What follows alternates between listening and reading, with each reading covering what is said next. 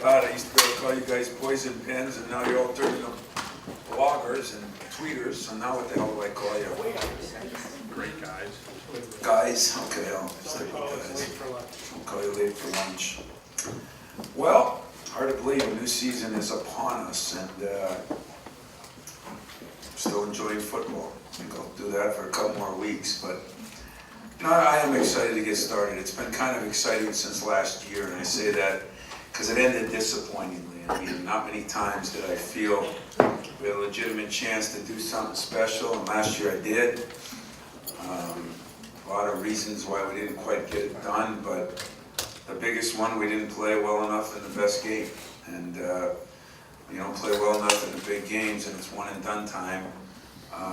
You don't move on. So that kind of hasn't sat well with me all summer, because I really believed it was a year to not only get back to a Final Four, but I thought a legitimate chance to win a national championship.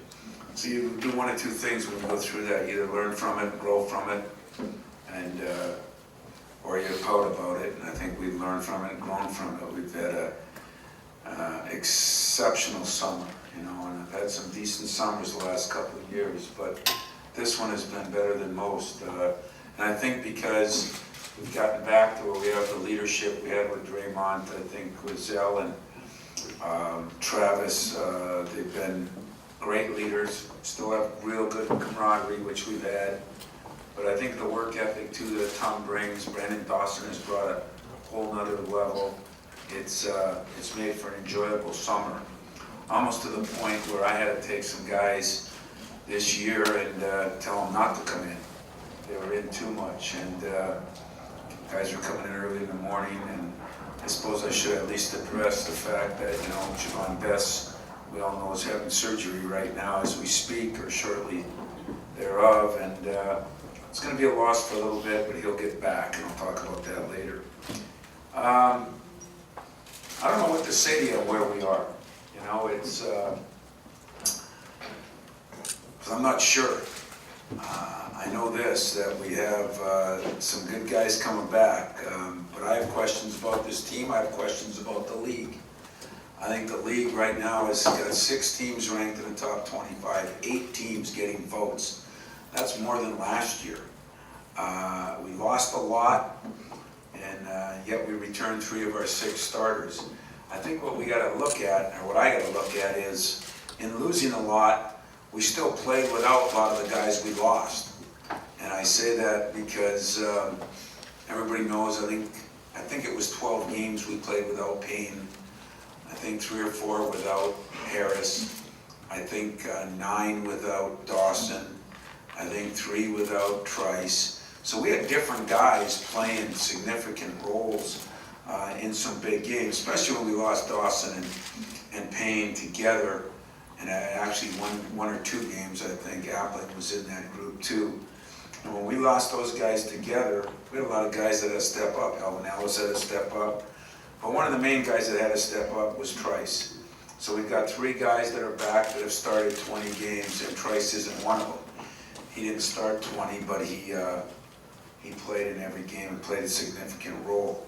And Dawson, Valentine, and Costello, we kind of forget Costello was starting before, up to the North Carolina game. Wasn't supposed to play in it. He played. He had mono.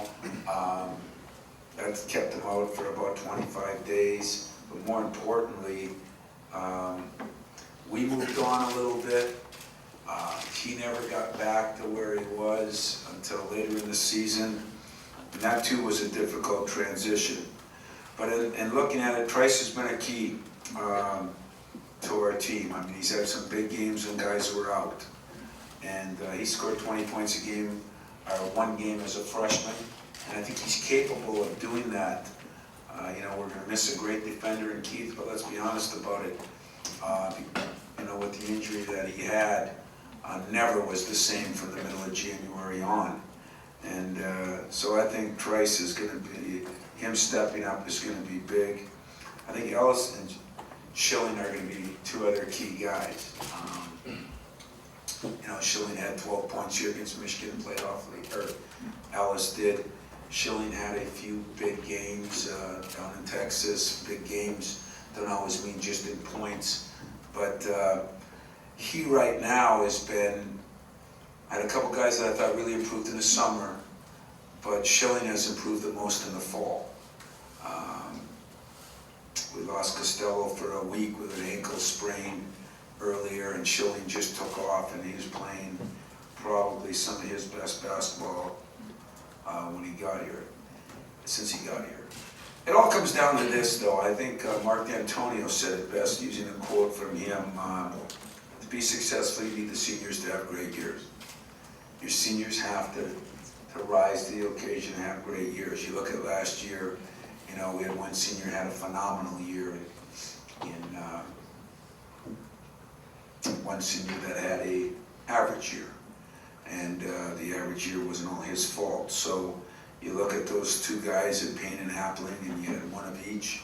But Payne had some big games and some key moments, and that was big for us. I believe the two seniors we have this year are going to have great years. I think Dawson's going to have the best year of his career, staying healthy, and I think if Trice stays healthy, which has been his #1 nemesis since he's come here with some bizarre injuries, he's in the best shape he's been in. He's strongest. He's had the best spring, summer, and fall. And we forget there are a lot of great things about Travis Trice. You know, he shot 48% from the three in league play last year, and you know, we could have used that a little bit more often. We have another difficult schedule. You know, it changes, the difficultness changes in different ways, but 6 of our first 8 games are on the road. And I don't know why I keep doing those things, but they all end up that way. And you know, going to Navy right off the bat, that'll be 4th of July and Christmas out there. I was hoping when we scheduled it that we'd see our football team the next day, and then they moved that to a night game, and changes our plans a little bit. But as far as we go, that'll be a road game right off the bat. And then we go, you know, with Duke in Indianapolis, and you know, the chance to, you're going to play hopefully Georgia Tech or Marquette, maybe a Kansas. If you play Kansas and Duke, that's 2 top 5 teams in the first 6 or 7, 5 games that we're going to play. Then you got Notre Dame in there. All that before the middle of, or before the second week of December. So, as usual, this isn't the year that you want to schedule that tough that early, except that it'll kind of give us an idea where we're at, and I'm going to use that to big advantage. The Big Ten, you know, you think it's not as, last year we had 4 teams in the top 10 at one point early, and we don't have that this year. We have maybe 1, but we have 6 teams in the top 25, and as I said, 8 teams that have received points.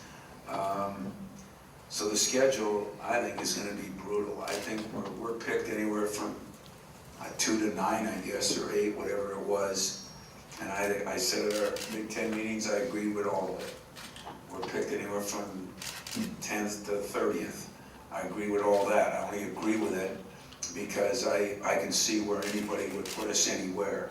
I think there's 8 or 9 teams in the Big Ten that could be 2nd to 10th. I really do. Because don't forget, we've got a scheduling issue this year. Playing 8 teams once. You know, I said it before, I'm going to say it again. Pretty soon I'm going to vote to play everybody twice. I just think that the advantage, disadvantage, and this year I'm not sure what everybody else got, but of those top 6 teams that everybody's got ranked in the top 25, we play 3 of those teams once on the road only. And I think we're the only school that plays 3 of those top 6 teams, all 3 of them, and all 3 of them on the road. So that's going to be unique. The schedule with 14 teams, 5 twice, and as I said, 8 teams once. If you can figure that out, you're a lot better man or woman than I am, because I don't know how that's going to go. I can't say I'm excited about it, and I can't say I'm depressed about it, because it is what it is, and I think it's going to be something we're going to have to live with for a while. But I don't like when the schedule can sometimes determine the outcome more than the performance on the court, and that's the way it is in a lot of leagues right now.